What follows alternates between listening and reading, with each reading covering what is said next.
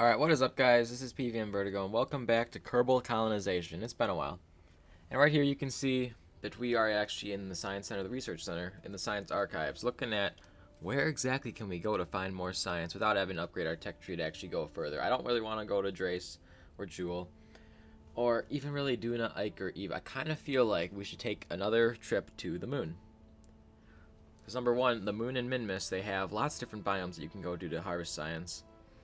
And number two is I also want to test out new vehicles, so it goes hand in hand with the fact that I don't really want to take a test vehicle out on a 100-day mission, well, 100 days in-game, obviously. I'd rather have it go out and maybe do a nice little trip to the moon, test out all of its functions and stuff, see what it can do. Plus, it'll be fun. See, I think that's what we're going to do.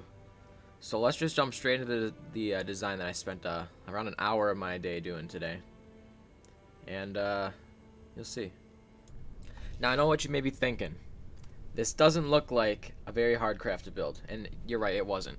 It was actually fairly easy. The only hard part about it was, well, the top. The top, I developed a new thing. I was trying to put, like, a mechanical heat shield on the bottom so that I could, like, block the engine with the heat shield, and it wasn't working. The only reason I was doing that was because of, aerodynamics. When I would test it out, it wasn't just like an hour me in the VAB. I was testing it, like throwing it through the atmosphere using like HyperEdit to like put it in at like 3,000 meters per second to hit the atmosphere and stuff. But what ended up happening was actually it would spin around and the heat shield wouldn't even work. So I had to try to make a mechanical thing on the back, but that wasn't working. So I had to actually make a little bit of changes. Now the change that I made is a little bit of a surprise. I'm not really gonna talk about it right now, but you guys will see it later. It's a pretty nice little thing I used with some new things that we unlocked. But anyways, this is another 7-core rocket, pretty standard stuff, very powerful, good second stage, everything that we love about the Explorer series. Of course, I'm fast forwarding this section because you don't want to watch another launch, do you? Unless you do, leave that in the comment section. I actually filmed, or I actually recorded the making of this rocket live, but it actually got corrupted because I kind of ran out of hard drive space. Yeah, too much CSGO and DayZ recording, around 100 gigabytes. Had to delete all that. So yeah, this is just going to be a regular post-commentary video, obviously, because my voice sounds fine and it's being fast-forwarded. And meanwhile, we are actually burning, well, real fast into regular orbit. And actually, no, that's not regular orbit, that's lunar orbit, isn't it? Yeah, we go straight to the moon. Good moon intercept. And here we are approaching the moon, or our intercept of its sphere of influence. And it turns out that we are a little bit low. So, as bulky as this, you can see the heat shield in front there. As bulky as this thing is, we're gonna mess around. This is a test vehicle, by the way. I just named it Explorer 4 because it will eventually be the Explorer 4. But it is still a test vehicle. So I actually didn't think through the antennas or anything, so we won't be able to use the antennas on the surface. So if we wanted to hop around and do lots of science, we couldn't use the moon satellite, which is kind of bad. But it was just my fault in not doing it, and we actually we had a little bit of an issue here because I miscalculated, and well, we wasted a lot of fuel, and that wasn't good. But here's the business end, the top end. And I gotta say, it looks like a flying nuclear bomb. I swear it, and for other reasons too, that you haven't seen yet. It's pretty cool how this thing works. It uses carbonite, which will be able to be refueled when we get a carbonite drill. I don't even know when we can research that, but when we find it, it'll be good. Yeah, this series is about colonization, remember? We're gonna colonize every single planet and its space area and stuff, and hopefully do as much as we can in this series doing that. Our goal is to become a, what is it called? A spacefaring civilization in, like, you know, all those games. We're gonna try to take over basically every single planet and exploit its resources for all of a Kerbal kind, and most of the Kerbal Empire. And we are coming down here. Not really coming down, but our orbit's coming down. So we're coming down in comparison to what we were doing before. And we're actually going to be skimming real close here. Look at that. I want to try to get within like 10 10 kilometers and 5 kilometers. That should be a good safe distance. And then we'll actually just come on down. So here we are, coming down over the surface. Solar panels extended. I have that bound to the 1 on the number pad. Not the number pad, the number keys. And the glorious, glorious colonization, or carbonite, whatever it's called, trail is trailing. And this thing is like a flying cylinder. Not at all aerodynamic. But actually, we get more delta V out of this than putting a nose cone on top of it, because the nose cone and decoupler is pretty heavy. And it actually messed up a bunch of our stuff. If we start burning with it on, it causes explosions and stuff, so we didn't want that. And what my goal of this spacecraft actually was, well, it's still in testing, but what it's trying to do is, you see like how the heat shield is over the smaller capsule, and the smaller capsule has all the science and batteries and all that, solar panels and stuff on there? Yeah, our goal is to re-enter head first, do the aerobraking that we need, or re-entering that we need, and then we're going to be able to save all the science things and stuff and batteries and all that on the inside, and it won't overheat. So you can do high-speed aerobraking on Eve, and we won't have to worry about, you know, burning 1,000 meters per second delta V that we didn't have to. We could just use the atmosphere to do that. And we also have some good control systems on here. Some reaction wheels, all that stuff. Still needs to be improved, obviously. I feel like a major issue is the second stage is maneuverability. We need more reaction wheels on that one. But other than that, it's doing pretty good right now. It's also a little bit too tall for my taste. I think it needs to have a wider base. It's one of the issues. But we're still coming down on the moon, and hopefully we'll be able to stick it and not fall over, because that's never fun.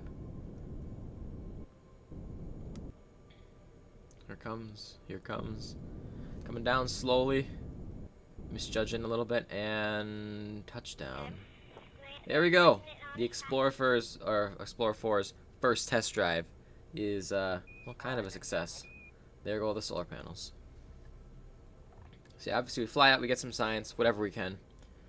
The Kerbal is very good at that right now. Got that within like 30 seconds. I just want to skip it over. But in general, this is where the part that we want to test comes in. We're gonna re-enter at very high speeds and see if it can handle it. All right, here we go. So we wanna go that way where my cursor's pointing. We wanna go left. So I think, oh, let's just look at the north thing. Oh. If we want to go north, obviously going that way is the option. No, apparently not. Apparently north is actually pointing south. Or, I suppose if you're aiming on the nav ball, you would be pointing north, but it's just confusing. Never mind, just don't worry about it. But actually, it turns out that we actually have to go right on the nav ball to go left. Probably because I was probably just in a weird... I was probably just inverted or something, I don't know. But anyway, now we're in the right direction. And we are burning at high speeds in that direction, and that'll be the slowdown direction. That'll be the direction that allows us to plummet very, very fast in the Kerbin's atmosphere, and will not waste our delta V on things like, you know, slowing down for safety. So there we go. Straight in the atmosphere as fast as possible, besides going down in a straight fall. But straight down falls have worse things than burning up. There's actually worse things called not being able to slow down enough and kind of like crashing into the ocean. That was one of the issues with my tests earlier. And I forgot to actually use the mystery goo and the other science things on there, but that's okay. We'll come back maybe next episode and get some more science. I feel like we might need to pay the moon and Minmus a little bit more attention, and possibly even colonize them if we get enough things to do so. I was also thinking about building a space station or something. That'd be cool, wouldn't it? But here we go. Returning with the Explorer 4 test bed. Back into Kerbin. And you guys are about to witness what this is all... what I've been waiting for. Not what all of you guys have been waiting for. You guys don't know what to wait for. I know what we're waiting for. Okay, so we're going to put the solar panels away. And we're going to unveil this. Oh, yeah. Foldable wings. Isn't that cool? Infernal Robotics provided me with well, they didn't provide me with anything. I just downloaded it, and I put the wings on a hinge. Mostly because if you have fins at the top of a rocket, it makes it really unstable. But when it's at the back of a rocket, at the back of a stage, it's really stable. See, look how stable it is. It flies straight through the atmosphere, heat shield first, with the wings out. Because if I didn't have the wings, if I were to fold them away right now, it would topple because the back end wants to go into the atmosphere. But now, with the wings on, and actually I have to fold them back a little bit. I have to retract them a little bit, just because they're about to kind of explode. But that's okay. Actually, it's really not okay, because if they explode, we're gonna die. But the heat shield's doing most of the work. If anything else was first, we'd be toast right now. So there we go. I like using K and L for Inferno Robotics, because you can actually bind it to a key. There's a bunch of different things you can use this mod. You can have like the powered hinge, which is what I'm using to power things to rotate back and forth. You can have things extend, like if you wanted like a door, like a garage door or something, you can have one of those. Lots of things you can use. And this thing, it completes its nuclear bomb look when I have the wings in the back. So yeah, we just basically come parachuting down. This is very boring. Let me skip over this. Basically, we come down, we flip over, and I realize parachutes can't like support this big nuclear bomb shaped object, so I have to actually use the throttle a little bit. Thankfully, we have fuel left because we didn't slow down. We just kind of shucked right through with the heat shield face forward. It needs some refining because we actually almost blew up our fins, but that's okay. We might actually employ like a secondary fin system. That might be cool. I don't know. But we got 177 science. That's more than we got on the Bury the Asteroid mission, which was last week's. So we actually got a lot of science from this moon mission. We actually might need to go to Minmus, or just the moon again.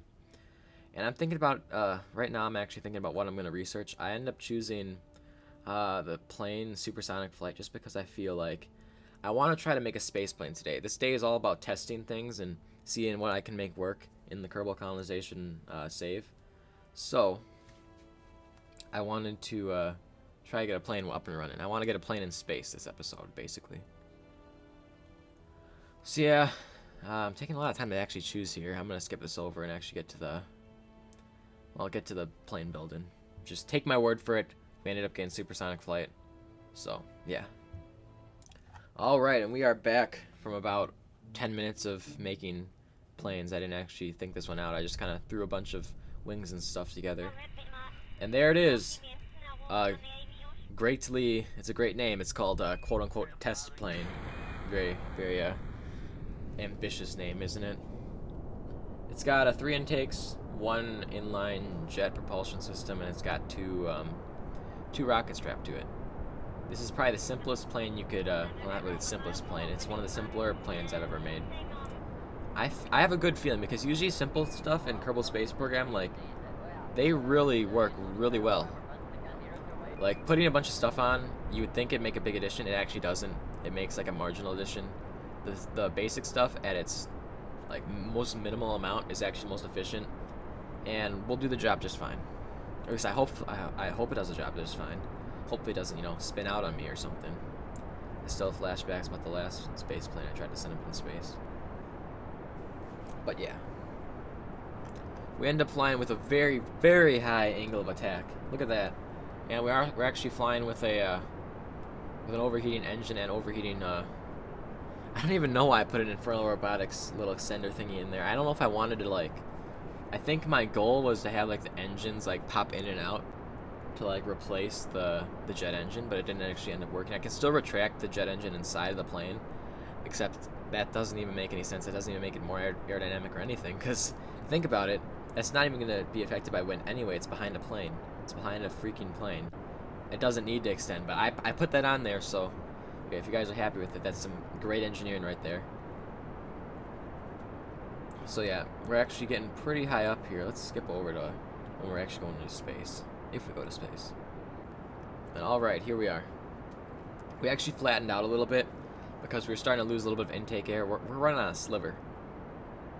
We're running on 0.0 something, and apparently this inline turbojet is very good at handling those situations, especially when we have 3 intakes. Very good at it.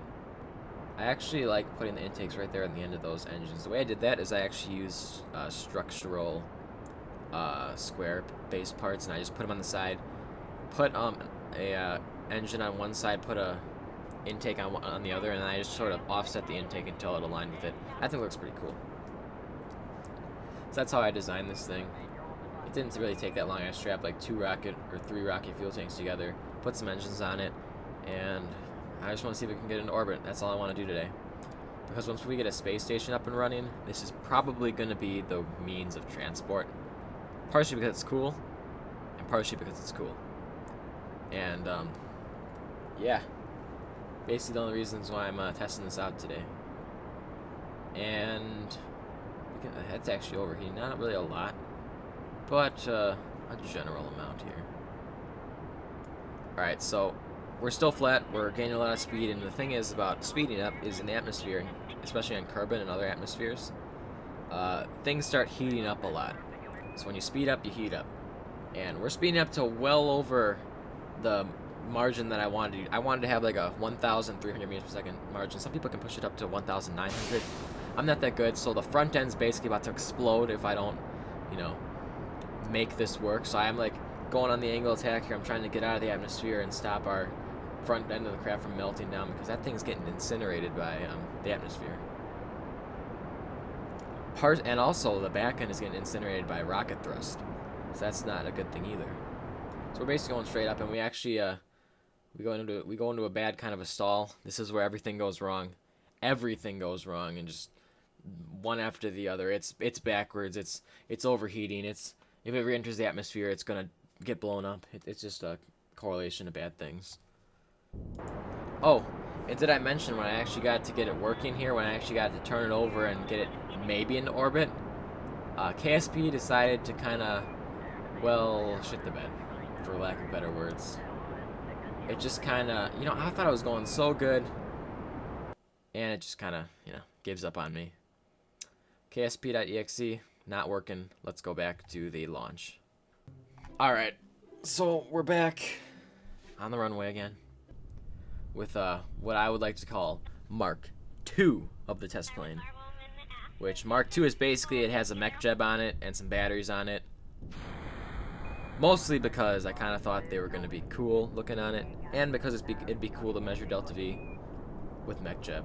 But we all know that mech jeb doesn't really do a good job of measuring when you have things off and on. Like if I have the 2 engines off on the side, mech jeb won't really, or it will recognize that, but when I have the middle engine off, it'll recognize that I'm using air thrust, but I'm actually not, so sometimes I have problems with that.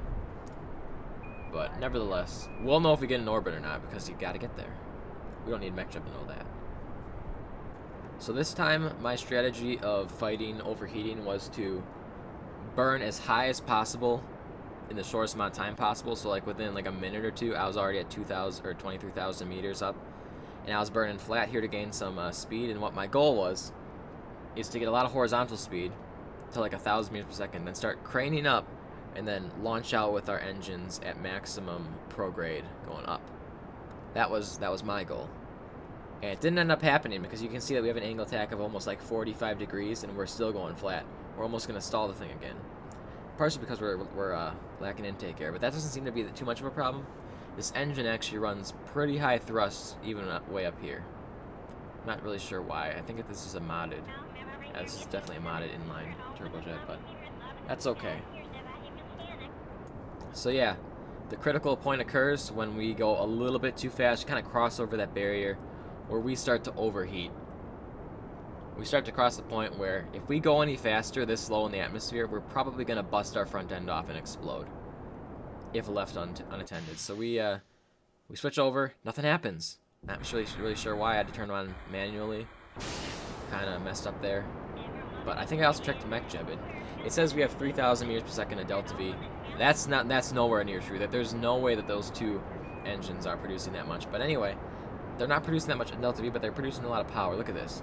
We're cranking our way out into orbit right now. This is basically like the first stage of an engine. And I actually stopped burning there for a second because our middle like fuel tank there is about to explode, and that's like the worst thing to explode. I wouldn't care if it was like, well, I still would care, but it wouldn't matter as much if it was an intake on the front or the side or anything. But if it's a middle thing that connects the cockpit to the engines, that's never a good thing to lose. So I let it have a break there for a second. So yeah, we're getting a high angle attack here, and you can see the prograde coming up towards this angle. Now we can almost burn prograde and get out into orbit. But It's still going to be a little bit of a challenge. But once we are able to get that angle there, and we're high enough, we're 50,000 meters up, this is really a good setup. We can actually just kind of, if we wanted to, we could burn flat. And that's, I think what we're going to do here. Because we're already that high up, so this is a pretty good mission. So here we go, we're setting things up here. Look at that engine, it burnt out. I'm not really sure why Infernal Robotic stuff is burning out with the engine, but, you know. And you can see the moon over there. One day, I promise you, we will go to the moon, or Minmus, in a space plane. And I'm not sure what that little object was above the moon, if that was alien conspiracy, or if that was just a distant object. Like maybe Mars or something, I don't know. But, yeah, victory is at hand for who is this? Who's this Kerbal on? Let's see here. Phoebe Kerman. Phoebe Kerman, the first Kerbal, I think, in this series to orbit the Kerbal. I'm not really sure. There might have been someone else who did it, but this is one of the ones who's used a proper space plane. One that was not launched by a rocket, because I'm pretty sure I launched like some sort of shuttle or something. But yeah, this is basically achieving orbit here. And yeah, thank you for watching this episode of Kerbal Colonization. Stay tuned for the next one where we will be exploring more of Kerbal space program in a modded setting. And I really enjoyed making this video. Went back to school a few days ago. Wasn't able to make it earlier, so hopefully you guys enjoy this one. I enjoyed making this one. This one was all about testing. That's kind of why it was so fun to make. But don't get me wrong, next episode will be putting these things to work somehow. I'm not really sure yet. Yeah, stay tuned for that. This is PVM Vertigo. Peace out.